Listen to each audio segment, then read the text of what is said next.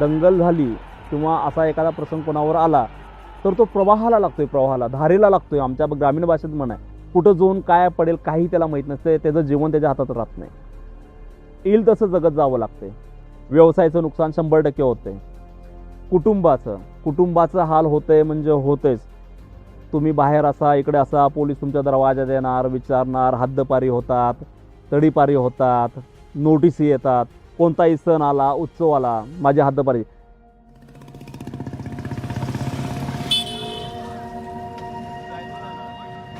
42 वर्षांच्या विकास सूर्यवंशींचं हे वक्तव्य.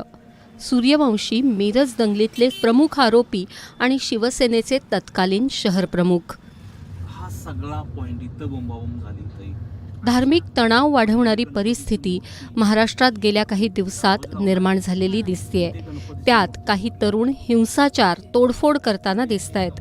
त्या भागात दुकानं सगळ्यांचीच आहेत का? या पार्श्वभूमीवर BBC मराठीनं मिरज सारख्या मोठ्या दंगलीत आरोपी राहिलेल्या सूर्यवंशींची भेट घेतली.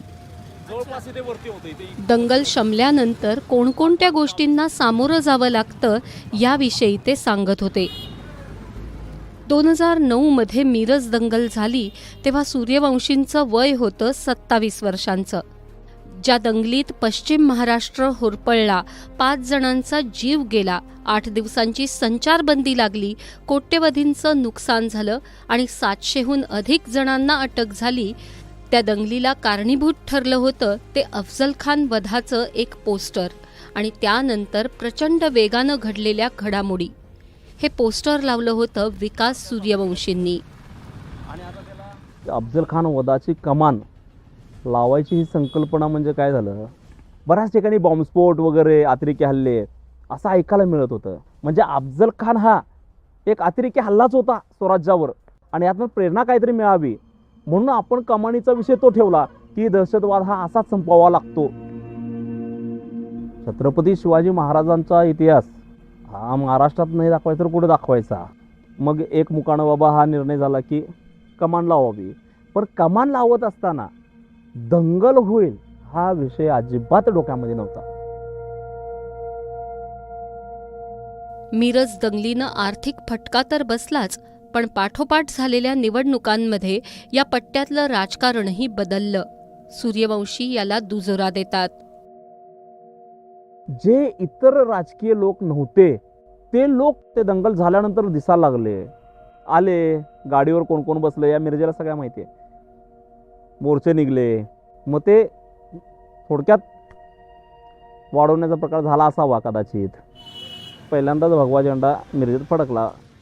बरेच परिणाम बघायला मिळाले. राजकीय खासदार आले, 2-3 खासदार हे शिवसेनेचे आले इथे, भाजपचं खासदार आले इथं. दादा घराणं एवढं मोठं घराणं होतं तर प्रतिकदादा पाटील इथं पडले आणि संजय काका निवडून आले. सूर्यवंशींना मात्र आजही कोर्टाच्या चक्रा माराव्या लागतायत. आर्थिक, सामाजिक आणि राजकीय अशा तिन्ही पातळ्यांवर दंगलीनं आपलं नुकसान केल्याचं ते सांगतात. दंगल अचानक घडते आणि माता भगिनी रोडवर असतात, पण अचानक तिथं पण चालू होते आणि त्यावेळी जो त्रास होतोय हा फार डेंजर आहे. पण हिंदुत्ववादी जे कार्यकर्ते असतात, कॉमन मॅन असतो, त्याला भयंकर नुकसान दंगलीमुळं होतं. ते कुठल्याही समाजाचं असो. शिक्षणाचं नुकसान होतंय, गव्हर्नमेंट सर्वंट ज्याला व्हायचं असते त्या केसेसमुळे त्यांचं नुकसान होतंय, व्यवसाय उद्ध्वस्त होतात. हे फार बघितलं. प्रामाणिक हिंदुत्व केलं, क्रांतिकारी विचारानं जगलो म्हणून आज आम्ही टिकलो. राम मंदिरचं निकाल लागणार म्हणून हद्दपारी झाली माझी. आदरणीय पंतप्रधान नरेंद्र मोदी भूमिपूजन करणार होते राम मंदिराचं म्हणून सुद्धा 10 दिवस हद्दपारी. केंद्रात सत्ता भाजपची, राज्यात सत्ता शिवसेना भाजपची आणि हिंदुत्ववादी लोक हद्दपारी, राम मंदिर बांधणार म्हणून. हे कुठलं काय? दंगलीत सामील झालेल्या सामान्य कार्यकर्त्यांचं आयुष्य पुढे देशोधडीला लागेल याबद्दल कोणीच विचार केलेला नसतो.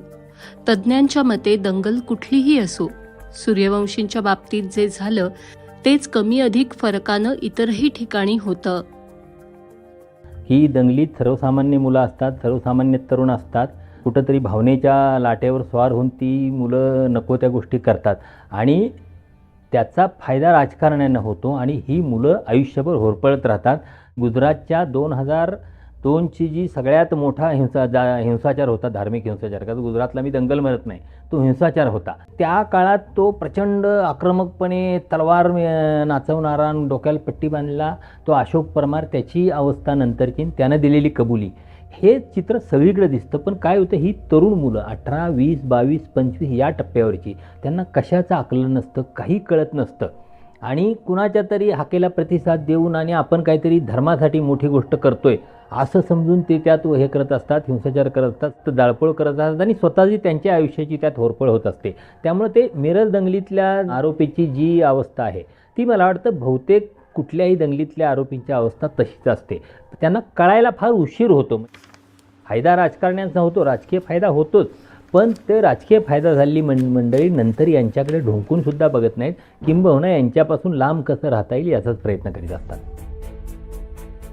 दंगल घडून जाते, सामाजिक आणि राजकीय परिस्थिती बदलते, दंगलीतल्या माणसाचं मात्र होतं ते नुकसानच. प्रक्षोभक वातावरणाला बळी पडून सामान्य कार्यकर्ते दंगलीत भाग घेतात. त्यांना कोणत्या परिस्थितीला सामोरं जावं लागू शकतं याचं विकास सूर्यवंशी हे प्रातिनिधिक उदाहरण आहेत.